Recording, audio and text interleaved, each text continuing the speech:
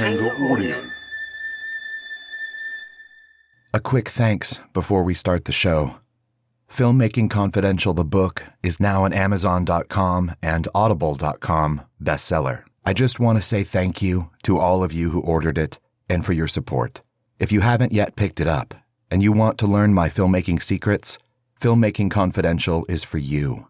It's available wherever books are sold in most countries around the world. Order by visiting Audible or Amazon. To find out more, check out filmmakingconfidential.com and stevebalderson.com. Thank you.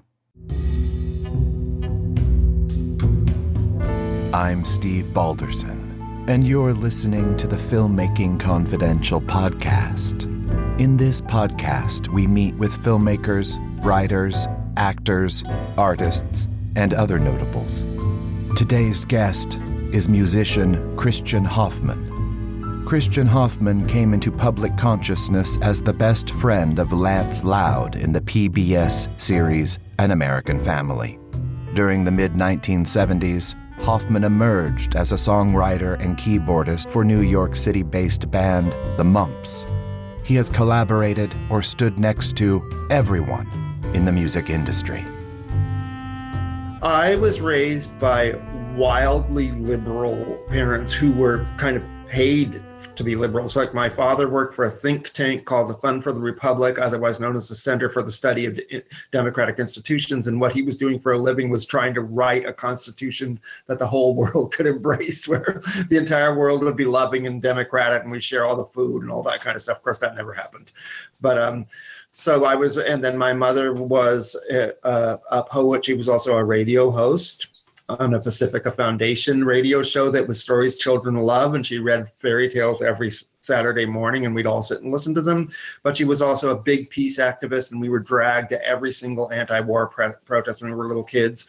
And in Santa Barbara, it wasn't a liberal town, so we were kind of perceived as kind of eccentric clowns, sort of, but it was welcoming to that. It was the thing that they said when you first moved to Santa Barbara was newlyweds and nearly deads, because it was kind of a locale for you to go to. If you're going to get married, it was kind of a resort, or you would be very, very old. And in a way, that was kind of true when we first moved there. I think there were only 60,000 people living there when we got there. And we moved into a big house in Montecito, and my parents were well-to-do. My father got paid well for his job when we lived in big houses. But it was funny because big houses then were perceived as white elephants. If you were wealthy, you would go and build a new house that was modern somewhere in the mountains. But we lived in a big, old, rundown house on Oriole Road in Santa Barbara, and it was fun. It was like living in the Addams family house. There were 7 kids, and we always had a foreign exchange student living with us to help take care of us, and it was just wild. And my parents were, there was a person across the street named Stevie Fisk, and he said, "I know about you and your family, and I'm going to write 'fuck you' in silver spray paint on your driveway, and you're going to lose a lot of friends." And I said, "Well, go ahead. I don't care." And this was like in 4th grade. And so he made a timid little "fuck you" on a stair. And next time I saw him, I said, "Your fuck you is so small. I feel badly for you." Yeah, but even though superficially it was an extremely conservative town, the way we moved about in it was not conservative. I said I was dragged to the Peace Marches. So we would go to the Peace March outside the Art Museum at, I think it's Anapamoo and State Street. And it's a very nice little art museum. And because rich people donated their art to it, it has some really nice works in there. But there'd be like 4 people at the Peace March. And, people driving by would throw their garbage out the window at us or honk at us or yell, curse words. Or some of them would go, "Cool, right on," So, but it wasn't like we were being stalked or ostracized. And my mother was a actress at the time, and there's a really nice theater there called the Libero Theater, and she was in plays there regularly. So she had a whole repertory of really cool, great, eccentric actor friends that would come over every New Year's Eve, and she was in like The Ugly American and like liberal classics. So. Yeah, so it was, and then when we met Pat Loud, Lance I wasn't out to myself yet. I knew that I was different, and that wasn't an issue with my liberal parents. it wasn't brought up to me that they might think of me as being gay. But Lance already knew he was gay when I first met him in high school, and he was 16, I guess. And I was very comfortable with that. I was attracted to him not because he was gay, but because he was the most sardonic, acidically satirical person in the art class.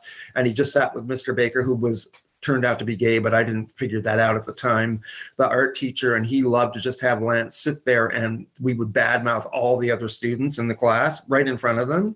And so I felt like, well, there's a cabal I feel really comfortable in. So I sort of went over to that corner and sat with them. And since I was a quote unquote good artist, I could get away with sitting there with him and still get good grades. But he happily, even though Lance was like his best friend in the class, he would just give him bad grades, because Lance spent so much time gossiping that he didn't do his homework. So. Well, and how was, if he was out, I mean, people knew and he didn't care, right? I would say being out, he wasn't declared as being out. To me, I felt comfortable with him, and then it turned out we found comfortable with each other when we revealed our sexuality to each other, and I didn't even know mine until I met him, and I got like, oh, that's why I'm feeling this way.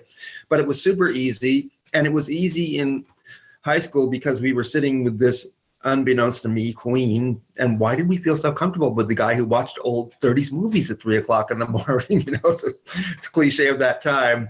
And so it was easy, but there were people that would yell at Lance, faggot, when he walked by. But, it was the end of the hippie era. And the hippie era was like a kind and generous, even though lots of hippies didn't really like fags, the whole theme or ethos of if it feels good, do it, and make love, not war, and all those kind of hippie things. And we actually thought hippies were stupid, but they made it not so horrific to be of a somewhat different sexuality for that one brief moment. And so even Mick Jagger looked like a big fag on stage. And then David Bowie came along a little bit later when I was already buying his records in high school, but I was buying, I'm the laughing gnome and you can't catch me, those sort of things. He hadn't come into I think Hunky Dory was released around then. But there were these representations of kind of pansexual, if you will, people. It's funny, like Elton John, out of all those people at the time, was the one who wasn't really out, and he was the biggest fag of them all. But so it was comfortable. And then because we both had very liberal parents who were trying to encourage us to be artistic and be adventurous. One thing about Pat is she was highly educated, and she could quote all of this poetry from the 1890s at the dinner table, and she had read all of the philosophical greats, and she would say those in ways we could understand because she liked to share her knowledge with us. And they all encouraged us to go out and be in the world. And so when my mother finally sort of uncomfortably asked me if I were gay, I said, yeah. And I didn't want to make an issue out of it, but she just said, oh, that's just fine with me, and I love you just as much anyway, and the only thing I'm worried about is you might be hurt. So, because some people don't like people just because they're gay. So if you ever get hurt, just come to me. And Pat did the same thing to both of us. So there wasn't we didn't have to make some instance or political statement out of coming out. We just were already that way. And it also, as Lance shared famously on the Dick Cavett show, he said, gay, what the fuck is gay? 1 finger and 10. I'm not gay. I'm trying to be in a band. I love to dress crazy. I love to go to New York and meet other crazy people. I don't think of myself as gay. And it was funny when the Mumps sort of started getting, we never were that huge, but we were pretty big in New York. We could sell out little clubs all over the United States. And some of the reviews started coming out and saying, gay songwriter Kristian Hoffman. And I would get in fights with the journalists at that time. And I'd say, I am a songwriter. I'm not a gay songwriter. I compare myself to great people who I will never measure up to, like Leonard Cohen. And I aspire to melodies like the Beatles, like a regular songwriter. And whether I fail, I'm not failing on gay terms or winning on gay terms. I'm a songwriter. So in that sense, we had a grasp of sort of being liberated gay people, because we didn't I didn't walk down the street thinking, oh, I'm gay. I walked down the street thinking like, oh, that conceptual art is stupid. Yes, I know. I totally know what you mean. I mean, I say that there are gay filmmakers. Yeah.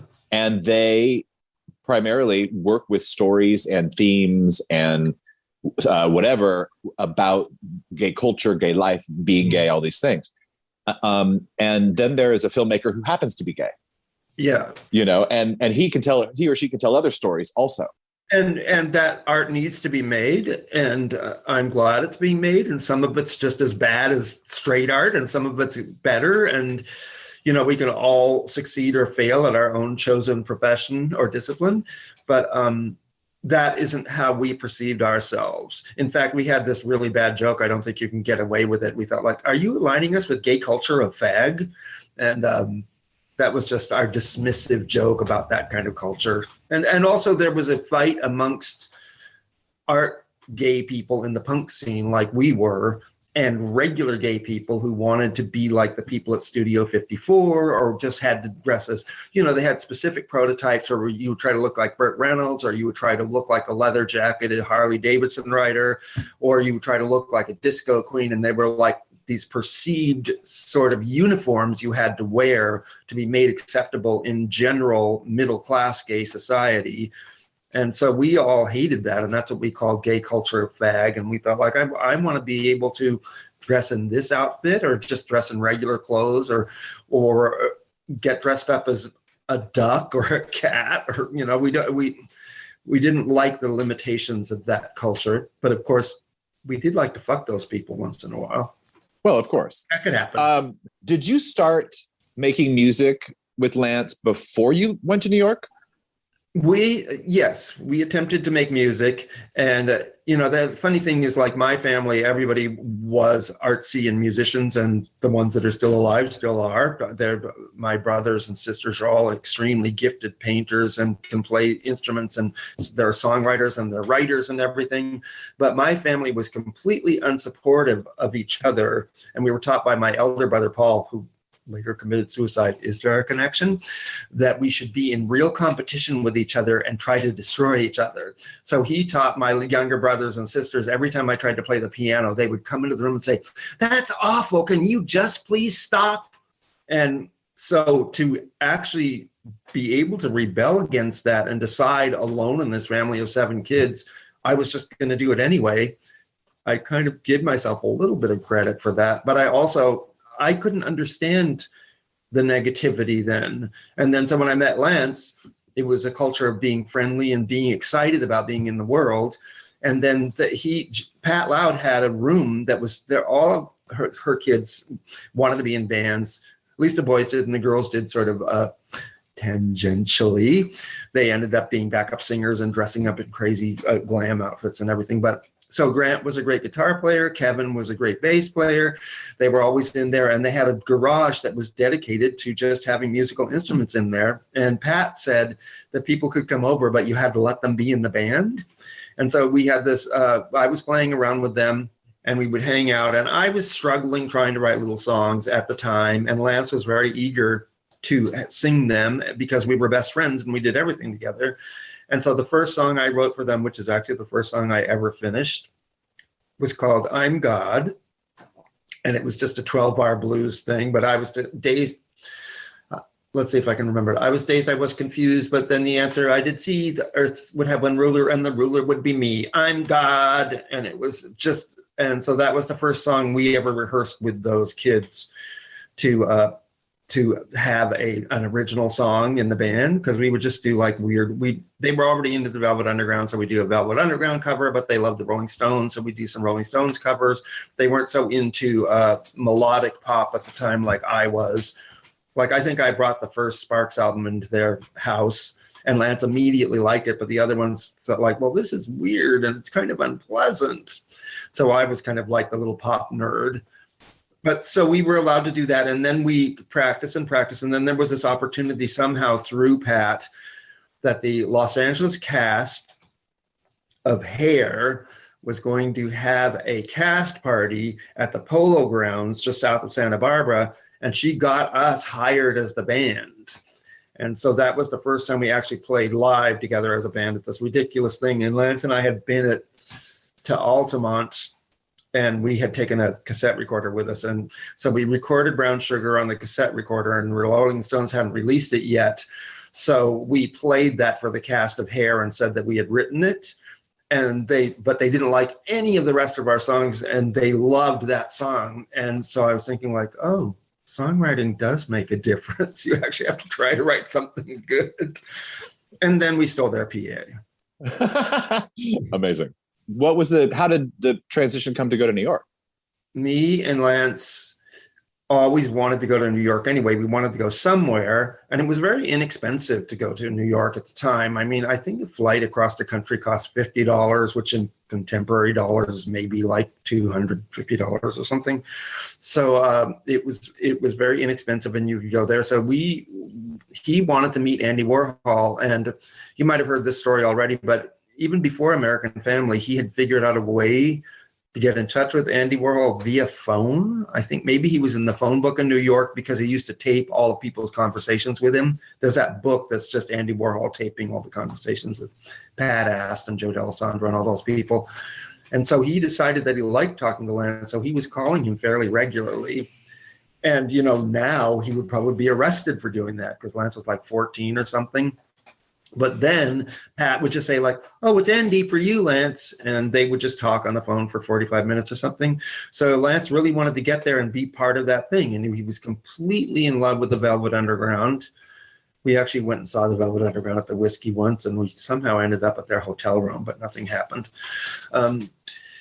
But so we went there to do that and just to be in New York because it was exciting. And we went there with our friend Alonzo King, who has since become a sort of famous choreographer. And he was in Santa Barbara High School with us in dance class where we all ended up when we wanted to get out of regular sports.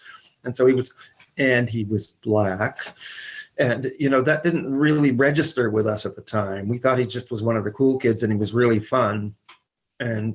And later on, I realized like, oh, it's Santa Barbara. Santa Barbara was supposed to be so racist and everything, but we had lots of black friends. So in retrospect, we either were blinkered to it or it didn't feel that way when you were in high school. So we three went to New York and moved into a little apartment on 15th Street and 7th Avenue. We didn't know where to look to live. And I think it was like $150 a month. And it was a 5th floor walk up, and the bathroom was out in the hall and all those cliches. The bathtub was in the kitchen and the toilet was in the hall and was shared.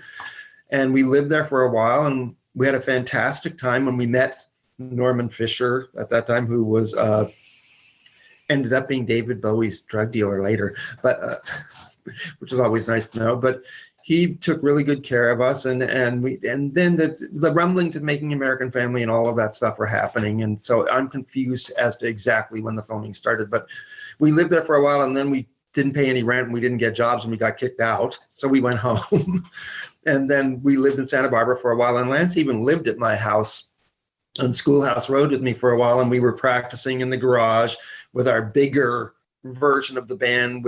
We had two wonderful backup singers, Leslie Nicholson and Nancy Darby, who were from our high school, and they were our backing singers. And we were trying to do a kind of Bowie New York Dolls thing, because when we were in New York, we went to see the New York Dolls so often. They played 5 nights a week at Mercer Arts that if you went there enough, you just got in free. And so that's where we would spend almost every night of the week. And so we thought, like, well, if they can do it, and not to demean them, because they're my favorite rock band in the world, basically. There's the Cramps, and them are kind of fighting for that. But we thought, like, they write fantastic songs, so I think we can do that too. And so we went back and worked in the garage. And then the thing that happened was Dick Cavett was going to have the Louds on for a second time, I think. I'm not quite sure, but Pat said, I'm not going on unless you showcase my kids. And so they had us, that band that was the one with me and Lance and David Collard, and Kevin was in it, and J.D. Doherty, who went on to be drummer with Patti Smith, was in it, and he's somebody we went to high school with.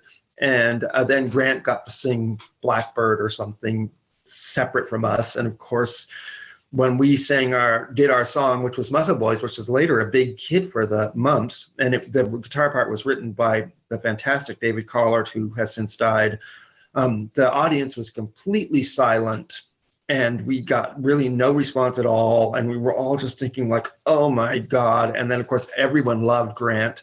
because he's really good looking. He's a really good guitar player. He has a beautiful voice, and he sang a song they all knew.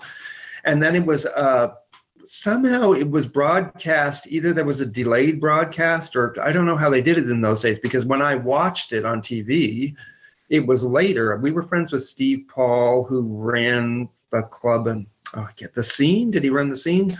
He ran a famous nightclub in Manhattan, and he was very wealthy and he had a big mansion in Greenwich, Connecticut. And I was really good friends with Duncan Hanna already. He's one of the first people I met when I moved to New York.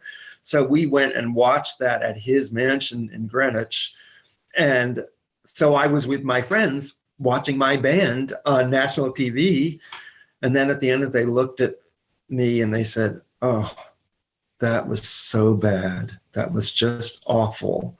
And so then I went into the bathroom and I cried for about 45 minutes. That was my first experience of my music being exposed to a larger audience. Oh my God. But the thing about getting to New York with Dick Cavett is Lance and I said, we're not going home. We got a free ticket to New York. We're going to figure out how to live here. And, Lance did sleep around. So he found an apartment that we could sublet from somebody he'd had sex with that was on the Upper West Side. It was a beautiful kind of, it was a vintage loft apartment, and it had a parlor grand piano right in the middle of the living room so we could play there. J.D. Doherty decided to stay with us, but everybody else left. They said, I'm not staying in this place with this loser band. So we just stayed there, and then it took us years to get a band together, but we finally did. And Duncan Hanna found Rob Dupre for us, our guitar player. And then we had a really great bass player named Aaron Kiley for a while. And then he decided to move back to Vermont. And so Richard Kinster from Orchestra Luna got us Kevin Kiley. He just said, I have the bass player for you. And then when J.D. Doherty finally quit, because I introduced him to Patti Smith and she asked him to join her band, I learned not to do that anymore. The guy from Milk and Cookies, Ian North, he said, well, I have a drummer for you if I don't keep him myself. And he just gave me Paul Ruttner just out of the blue, and he was perfect. And it was so easy once we got going, and it was just really fun. And we played everywhere and were enthusiastically received until we did never get a record contract.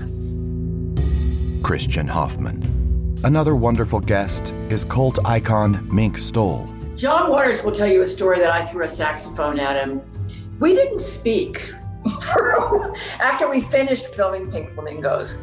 I moved out. You can hear my full interview with Mink at filmmakingconfidential.com in our archives, or by subscribing for free to this podcast. We'll be right back with Kristian Hoffman. Stay with us.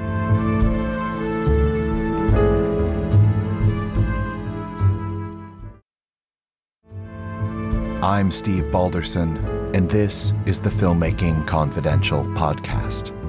I'm back with Kristian Hoffman. What I think about it is that we weren't that commercial. When there was one thing about Clem Burke, who kind of was thinking about maybe joining the Mumps at one point, and we were all really good friends with him and Blondie, and we loved Chris Stein and we loved Debbie Harry, and I knew Debbie Harry since she was in the Stilettos, which Elda Stiletto was one of the lead singers, and she sang a song that you probably haven't heard. I left my Wednesday panties in Passaic. That's in New Jersey. How could you Amazing. a song like that? So, but Clem was kind of toying with the ideas of joining us, and then he said, I think I better stay in the band with the chick. And he wasn't saying that in any demeaning way. It's just Debbie Harry was beautiful, had a beautiful voice. It wasn't like a difficult sell like Lance was. Whether or not he was gay, he was kind of bumbling, and he kind of sang out of tune sometimes. And we were a lot of cacophony, and sometimes it coalesced into a wonderful show. And sometimes it was kind of, somewhat unprofessional. And lots of people found us really fun and loved the songs and would sing them along with us when we played them. But I could see we didn't have the commercial potential of, say, a Debbie Harry or Patti Smith, who had a very direct kind of message that you could really grasp on first listen. And also, we were in the middle of punk and we were trying to be a pop band. So the bands that all said, I hate you, I hate you, I hate you, fuck you. They were very clearly regimented and designed to be a commercial enterprise. There was no question about what message they were delivering. So that was an easy sell. Whereas all of our songs were like about a variety of different instances and kind of had a sarcastic outlook. But then the one thing that happened is when we did get to be a really big band and got able to sell out the Whiskey 3 nights in a row or whatever the fuck it was, we were put up for A&M Records, and the Dickies were put up for A&M Records. And A&M Records was a conservative record label, but they wanted to have one punk rock band in case it got big. And so there was between us and the Dickies, and we were really good friends with the Dickies, and the Dickies actually sang on That Fatal Charm and stuff like that. So there wasn't any ill will between us, but my manager was in the room when we got refused at the last minute, and they just said, well, we're not sure we want to take the band with the fag in it. So that's the one instance I know where there was actually gay prejudice. But in a weird way, to me, even at the time, I thought like, well, we were a commercial risk, and the Dickies didn't have that risk. And the Dickies were fantastic songwriters and really charismatic, and one of my favorite bands, and we played with them loads and loads of times, and they were really good friends of ours. So, and it was also weird, like other bands like The Quick were signed, who we were really good friends with, and they were straight, but they also had a very fey pop sound, and they got to make an album and then it failed. And so there might have been some sort of warning, like you don't want to sign the band that has this allegiance to this kind of sexually indeterminate pop. Right. What do you do as an artist when trying to make a living and you're too out of the box for the ordinary traditional folks, yet you're too traditional for the out of the box folks? Yeah. I think that New York had a lot to do with that, because at that time in New York, it was a community thing. It was a tribe. And we had loads of friends in all sorts of disciplines in the art world. We were really close friends with Patty Astor, who opened the Fun Gallery. I was close friends with all of the people who did, about that new Wave Vaudeville show. Started, and we became friends with the producers of that. I actually already knew them because they lived next door to us. Bradley Field was a drummer for Teenage Jesus, and I was really good friends with Lydia Lunch at the time, and I would tune her guitar before she went on stage at Max's Kansas City. And if you have me tune your guitar, you really can't play. And but it was a whole tribe of people, so it always seemed like if you didn't succeed on that one level right now, you might in the future. But meanwhile, you're just going to be with all your friends and make as much crazy stuff as you possibly can. And you were, I worked at bookstores to survive, and working at Cinemabilia, that was my day job for a while. And I was working at Cinemabilia with Terry York, who managed television. I was working with Richard Hell and my guitar player, Rob Dupre. Cinemabilia was a collector's, Cinema Fanatics collector's bookstore. So all of the stock in there was just wonderful. I stole my Haley Mills Whistle Down the Wind lobby car from there while I was working there. So that wasn't really like day labor to me. It was like being in a situation where I was actually being paid to be in one of the wonderful bookstores of the world. And then I went and worked for Barnes & Noble later. But I worked at bookstores until I could actually make a living being a musician. And when we got our really expensive rent for our whole floor loft that Bradley Field and I lived in, and we also had a rehearsal space downstairs, that was $700. And we thought, oh, that's outrageous. But I was in 5 different bands. I was already working with Klaus Nomi, and I was in the Contortions. We toured all over America together. I was in Bleecker Street Incident with Ann Magnuson. We went back and forth to LA several times.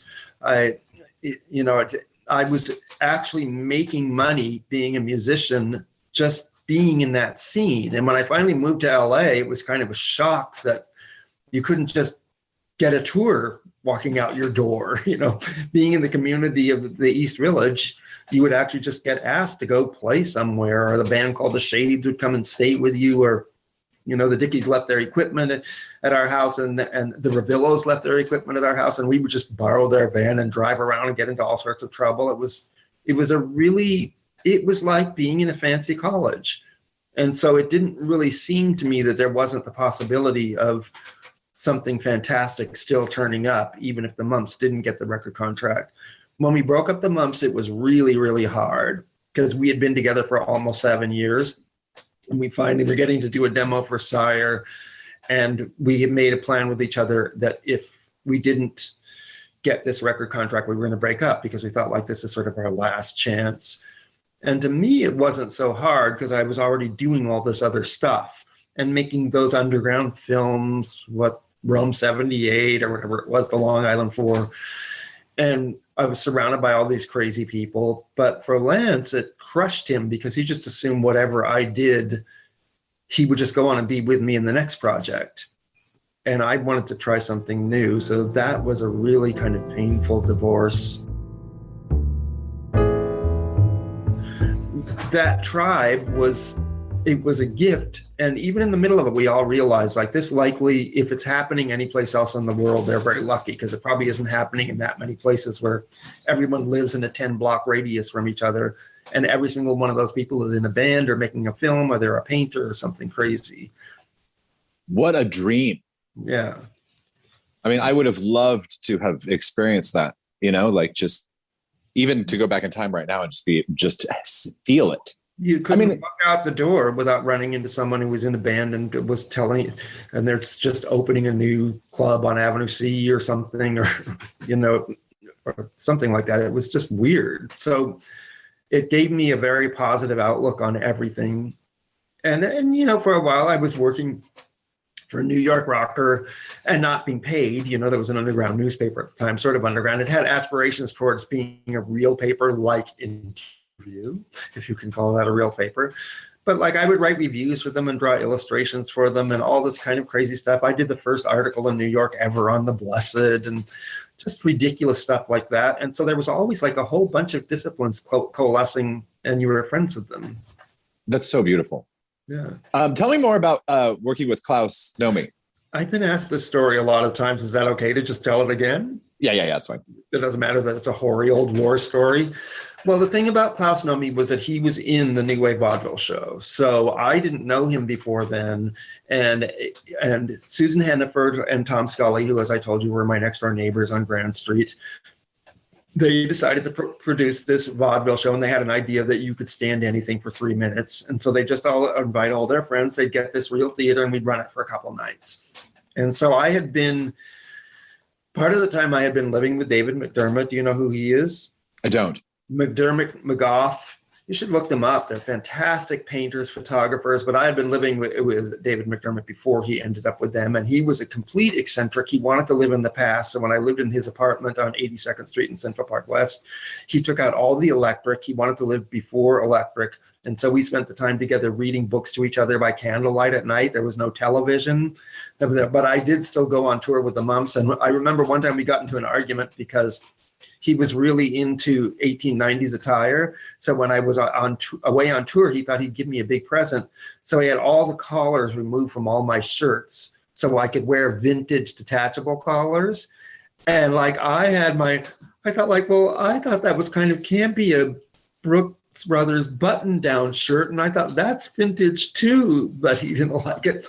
So he thought he was giving me this fantastic gift, and we got in a huge fight about it, about how dare you take off the collars of my shirts. He had a huge, crazy, kind of invasive, it's that kind of operatic voice, it's like this, but he could sing really high and loud. And so he was the MC of the New Wave Vaudeville show, and he was really funny. He got all dressed up in the full coat of tails, and he sang, "A pretty girl is just like a pretty boy," which was outrageous at the time, because that's an old song from the 78. It was a classic, but it didn't go just like a pretty boy. That he switched around the lyrics. And so he was wonderful and charismatic, and he introduced everybody. And I wrote the songs. I wrote a song for him to sing that was a parody of 30s Egyptian movies. And it was about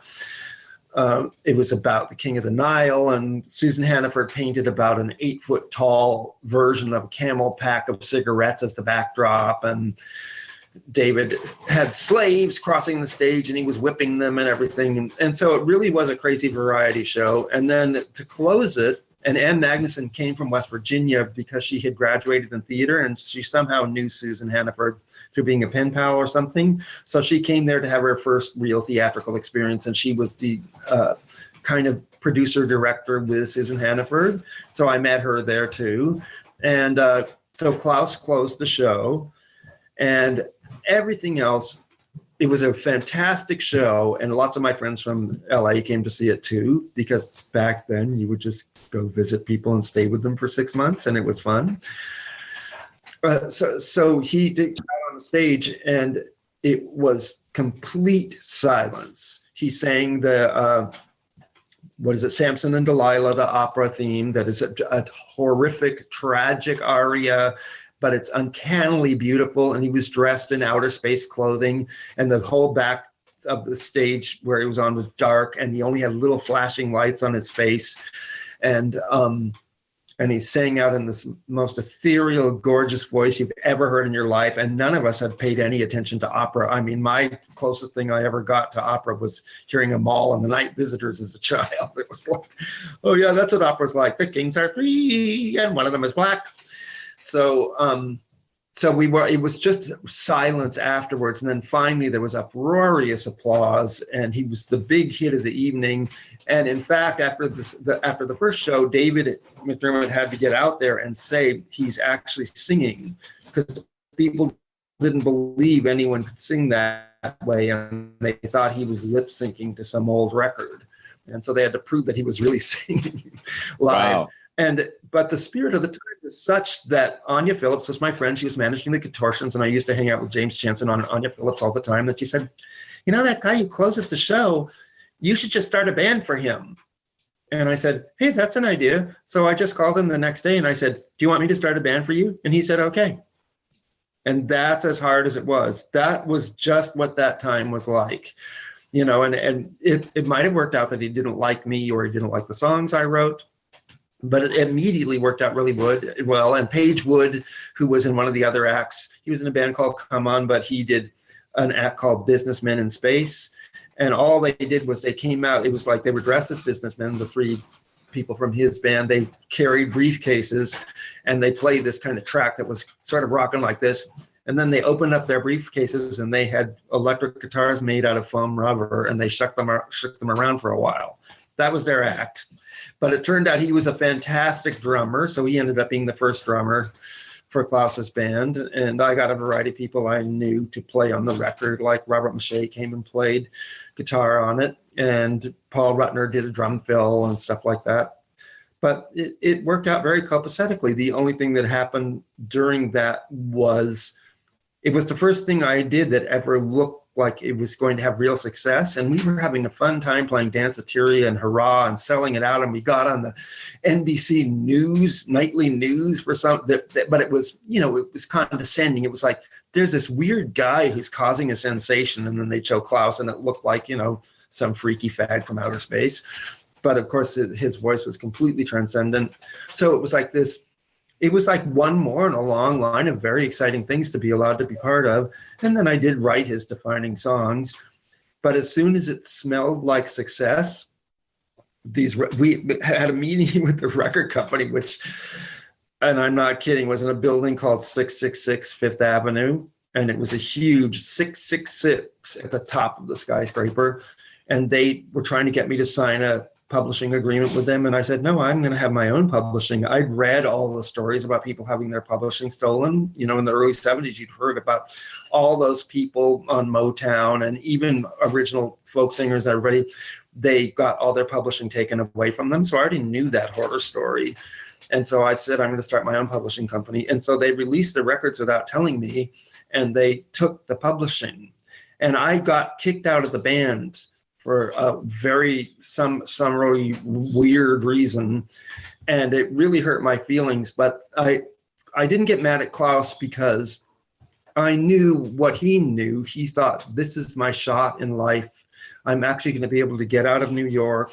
I'm accepted, because he wanted to be a real opera singer when he was younger, and he was in Germany working in opera theater. And he didn't tell me the story till much later, but he actually wasn't accepted as an opera singer, and counter-tenor was not considered fine opera at the time, or that's the story he told me. I don't know anything about opera. But so he was finally going to be accepted and become the great personality. And it was like, I didn't want to rob him of that opportunity. And I was happy for him that he was going to go somewhere.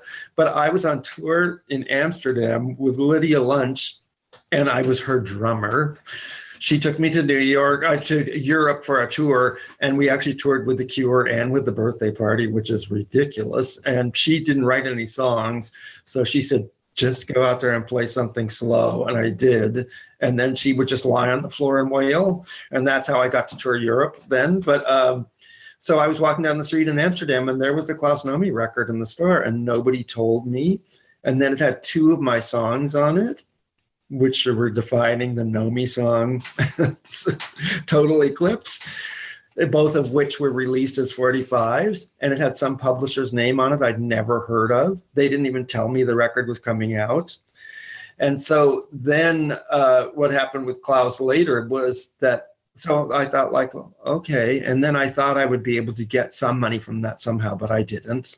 They never paid me a cent for any of that stuff. But then they recorded the second album, and what they told me, and this is all the information I have. So, you know, I wasn't in a close relationship with any of them at the time, but they told me that the RCA France, which is his mainstream label, had rejected the record, and they actually asked them to get songs from me and they might release the record. So I had written Total Eclipse and Simple Man already for him, and I thought they were going to be the best songs for him and that I'd ever written. And so I brought those into the studio, and I was actually at the recording sessions that time, and it was really, really fun. And they let me do whatever I want, and I arranged the songs and brought my friends in to play them, and we were recording them at Electric Ladyland, which was really exciting. And so it all seemed to be going really well. And I said, you know, I'm going to have my own publishing, and I got a lawyer to draw up something with my publishing on it. And they did it again. They released the record again under their own publishing. They didn't pay me anything ever for those songs for years and years and years. And finally, a guy, Randall Wixon, who's a wonderful guy who publishes like Tom Petty and Neil Young and everything. He had seen the Mumps play at some place in Topanga Canyon years ago. And he somehow got in touch with me and said, do you have a publisher? And I said, no. And he said, well, I'd like to be your publisher. And so he runs a big company. And so I was assigned a representative at that thing. But he took care of my publishing for all the other little projects, because I had 3 solo albums out and stuff. And he took care of all of that stuff. And then he got me back the publishing for Klaus Nomi. He had to sue them or something. So after, 10 or 12 years of not ever being paid anything, and those, the records weren't huge hits. One of the singles was like top 20 in Germany or something, but they were respectable, and they were released in England and France and Germany and all over Europe. They were released in Australia. So there would have been some minor income from them. And he couldn't get me the back income, but I finally owned those songs outright. And then when Mark Allman did his cover with that German band Rosenstolz, that was really exciting. Like, actually, my song came out with my own publishing for the first time in my life. I mean, the first exciting thing about it was they decided, because I said to them, isn't it really weird if we make an anthem about Klaus where he discusses him being a simple man, because it means like he's available to be supportive and to be loved and like a regular human being, but he dresses like that crazy alien from outer space. And so they loved that idea. And then they used the title for the cover of the album. And so then it was even more shocking that they somehow fired me again and didn't pay me any money. I was just thinking like, God, how can they do this? But I didn't have the money to hire a lawyer, and they worked at 666. So. Right. You can't fight the 666, but at least you got it back. I mean, at least. Yes, I did. And also Joey Arias remained my friend through all that stuff. And we went to the Klaus Estate meetings at 666 Fifth Avenue. And he was very stalwart and stood up to those people. And I stayed friends with him for years and years. And I actually toured Europe with him about 7 years ago or something and had a fantastic time. And so he was very helpful. But this is the tragic part of the Klaus story, because the rest of that it's all misadventures. But who gets to have a voice like Klaus record your songs? Who gets to go in there and work in the studio with that voice? Who gets to arrange the songs for Klaus Nomi? I got to do that. But so he came back from Europe, and he would call me on the phone, and he was very, very sick. And he said they made me tour. And I was so sick, and I kept saying, can I go home and go to bed? And he said that he came back to his little apartment in the East Village, and they wouldn't even buy him a hospital bed, even though he'd been touring all over Europe for them for about a year straight or something. And we didn't really know what AIDS was at the time. It was right at the beginning, and we kind of got it over the course of his illness. But at the beginning, it was called gay cancer. And then it was called the 3H Club because only homosexuals, heroin addicts, and Haitians ever got it. And so straight people in the world didn't have to worry about getting gay cancer, even though in Africa they didn't tell us, but it was a heterosexual disease, But so it was, and the rumor was that it was airborne. And so when a friend of yours got sick, you were scared to visit them. So the whole time when Klaus got diagnosed with HIV, aka gay cancer, we were too afraid to visit him. And also I was like, why is he calling me? Didn't he make any other really close friends over the course of being on tour with this big successful band and playing for a whole orchestra in Europe and doing all that stuff? And he called me every day. And I'm sure he called other people. He didn't know what to do with himself. He probably called someone else right after me. But I would talk to him, and I would tell him I loved him, and I would tell him I wanted him to be better, but I would tell him I'm scared to come visit because we don't know how you get it. And then I would just lie on the floor and cry for an hour after every phone call. I didn't know how to support him, and I was scared of it, and I'd been hurt by him, and it was just a weird, crazy, gay pandemic horror story.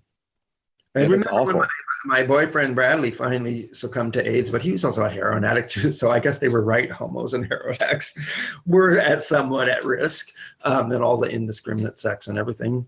But me and Vicky Galvez went to visit him in the hospital before he died, and we had to wear those hazmat suits.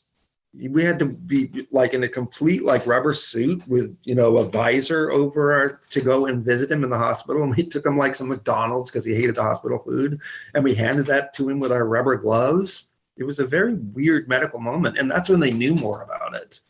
Did you play any of the music that is on Mink Stoll's album? I didn't play on that record. But you played with her and when she would... Yeah, I was in a band with her for a couple of years here, and we always played at Casita del Campo, and we played at some other little clubs around town, and it was really, really fun, and she was just a joy to work with, and it was so easy. And when she decided she wanted to sing a couple of my songs, it was like, it was like manna from heaven. It's like now I get to work with another fantastic, crazy eccentric. And Lance and I first saw, what's the first John Waters movie? The one that's in black and white with the vine coming down the back alley. Anyway, we went to see that. They wouldn't show it at a regular theater, but they showed it at the drive-in in Santa Barbara. So we were very excited. And I think I took my mom to see that.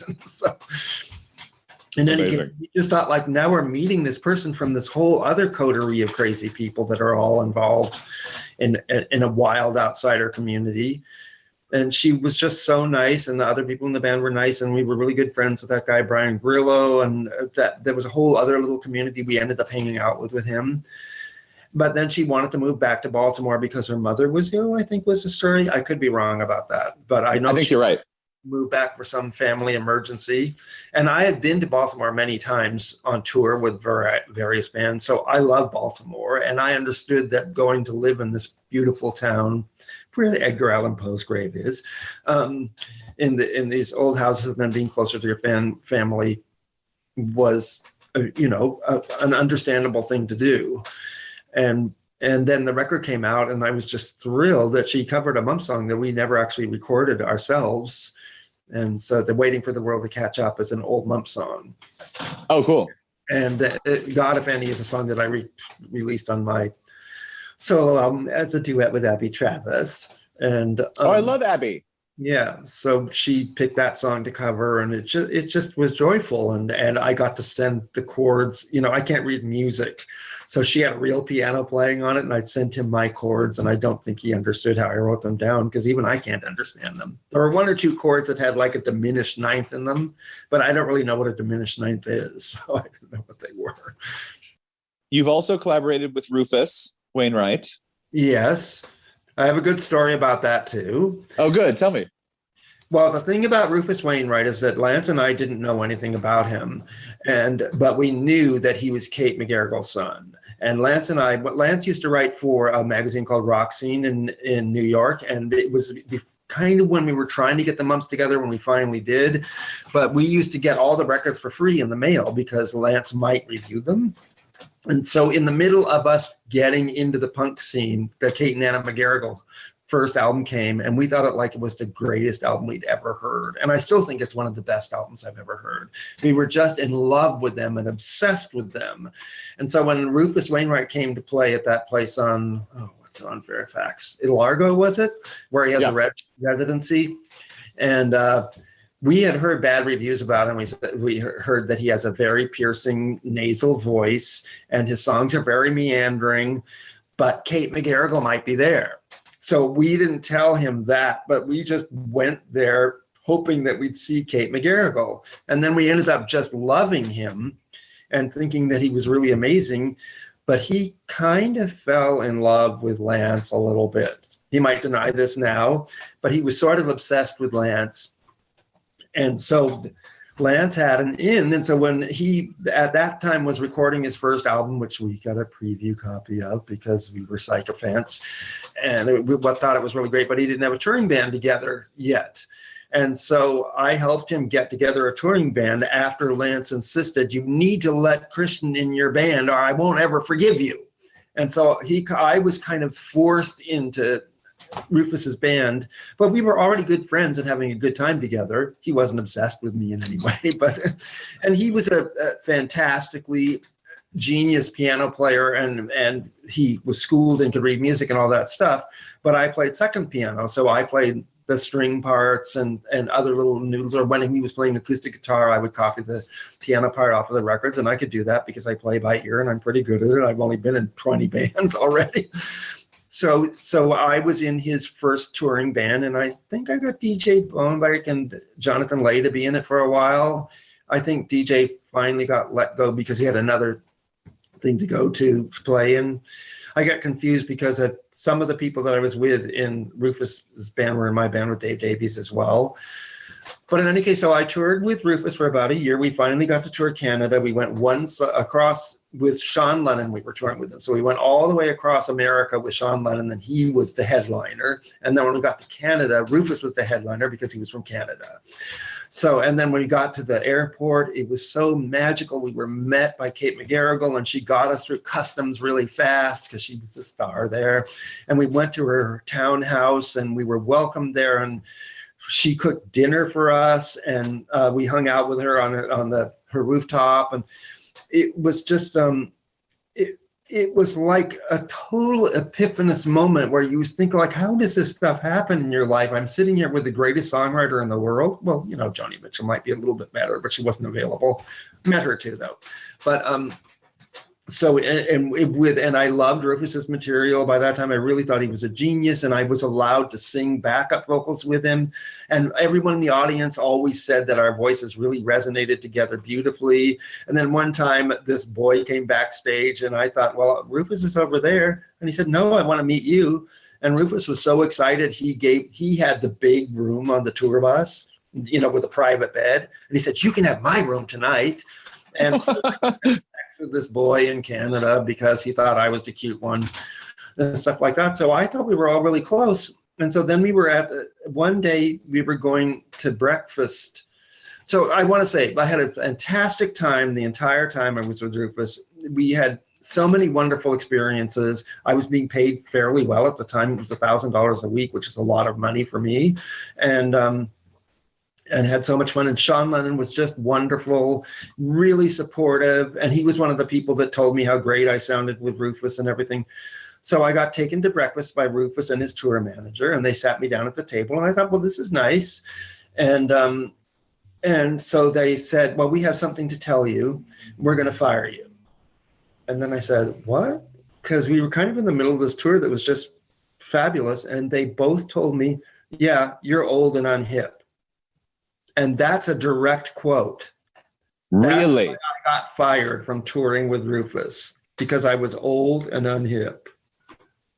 Oh my God. cautionary tale. The weird thing about it is, like many things in life, he's an artist, he's on his arc, and he's doing all this crazy stuff. And I wish I had been able to be with him to tour for the second album, which I didn't get to do because I love the second album too. I love so many of his songs, and I think he's a genius. And, you know, he has to go his way. And I think my story is more remarkable than if they had just let me go. That's all I'd have to say. But that they actually, I wouldn't have that story to tell if they hadn't said that horrible thing to me and sent me home. No, that's crazy. Yeah, but that's why they said they fired me. But our relationship was repaired, and we got to be good friends again. And I saw him regularly and always went to his shows. And then he was very close friends with Lance right to the end. And, you know, we both played at Lance's funeral, and which wasn't fun. And, you know, yesterday was 20 years to the day that Lance was dead. Wow. So yesterday was a hard day to crawl through, just like, but, so, you know, I'm in touch with Rufus now still a little bit, not as much as before pandemic. I think we would probably be, you know, when he came to LA, we'd be having lunch at a restaurant or something when he's passing through, but you just don't do that now. So, right, exactly. So it's hard to tell where pre-pandemic relationships stand right now. Yeah, for sure. Wait, you also, what'd you do with Jane Wiedlin? Jane Wiedlin, I love Jane Wiedlin. I was really good friends with the Go-Go's. They were our friends when we were in the Mumps, and everybody came to all the different shows. And the Go-Go's hadn't quite started when the Mumps had started, but they were starting around the same time. One thing that was funny about the Mumps is when we went to LA the first time, we were the first New York band to visit LA. So everyone in LA showed up. Every single person who was going to be in the Germs or the Weirdos or the Go-Go's or X, or all of those people showed up. They all took us to their houses to dinner. They were so excited to see us.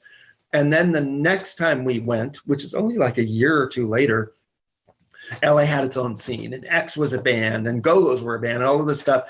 And they were kind of like, we don't need that New York music anymore. There was a little bit of this snubbery. But most of our good friends stayed friends with us, and Jane Wiedlin was one of those. And I used to see her often. She'd invite me over to her house when she lived in Silver Lake, and you know, we were just hanging out, and then she was going to try and do this thing where she thought, I know a fun way to make money. We'll just get together an oldies band, and we'll do kind of, you know, 30s, 40s jazz standards, and I'll sing them, and we'll get to play on tour boats. And that way we can just play at dinner time for some stupid tourists, but we can do it in like the Mediterranean at weird tourist stops, and go see all the museums and the castles and get paid and just have fun the entire time. So we put together this band with really talented people. I think William Bongiovanni was the bass player, and Joe Berardi was the drummer. And someone's going to kill me because I can't remember who was playing guitar. Was it Pierre Smith? I don't know. So we rehearsed for that for a long time, and it was really good. And Jane, you know, she's wildly charismatic. She's really funny, and she can sing too. So it really seemed like an easy sell. And we went to this thing in Las Vegas where you actually auction to get managers to do this kind of commercial stuff. And people came there to see you if you wanted to be like an opening act at a big bar in Las Vegas or something. And it was kind of like a big group of people all at different little booths auditioning, and no one picked us up. There was a big line of people watching us and cheering and everything, but it didn't turn into a remunerative proposition. And then she moved on to the next thing. Right. But it was going to be a really wild adventure if it worked out. So God, could you imagine? That would be a dream.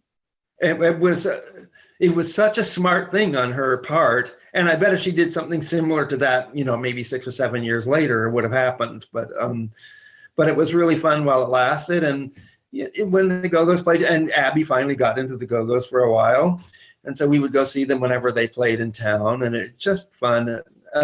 Belinda, who we all knew as Bindi back in the day, when I was in the Swinging Madisons, she used to hold on to my shoes from the audience and scream, "Kristian is a 10, Kristian is a 10.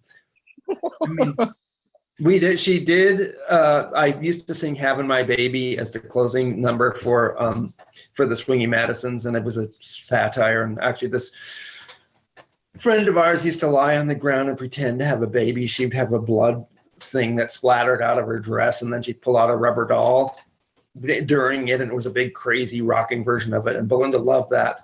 So, and that woman's name was Pester. She has since told me her real name, but now I forgot because I knew her as Pester for years and years. But she was part of the Pleasant, Gaiman, Brian Tristan set of people.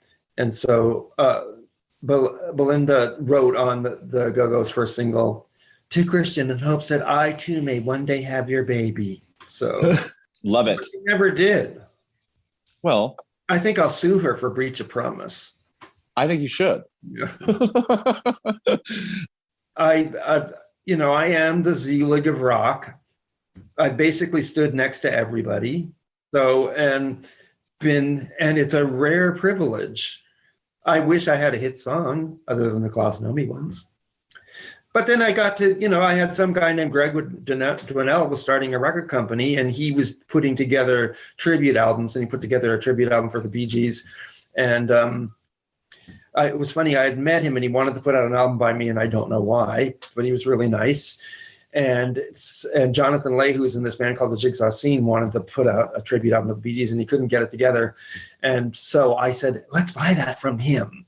And so Greg Dwinell bought the project from Jonathan Lay, but the Jigsaw Scene still did a fantastic song on it, and I did my Bee Gees cover.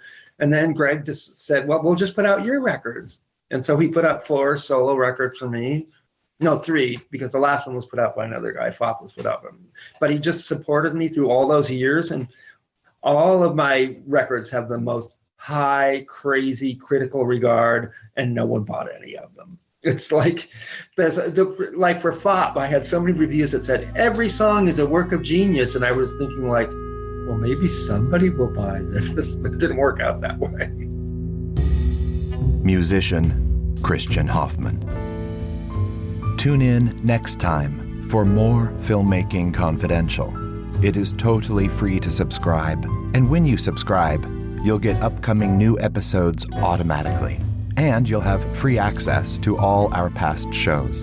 The Filmmaking Confidential podcast is a production of Dakanga Audio and produced by myself and Ella Spencer.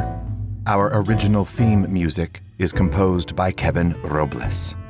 For more of the Filmmaking Confidential podcast, head over to filmmakingconfidential.com. If you have a question about filmmaking you'd like me to answer on the podcast, send me an email using the contact form on the website. To learn more of my filmmaking secrets, be sure to pick up a copy of the book, Filmmaking Confidential, available on Audible, paperback, and ebook, wherever books are sold. I'm Steve Balderson. Thanks for listening and spreading the word. Until next time, keep making, keep doing, keep going.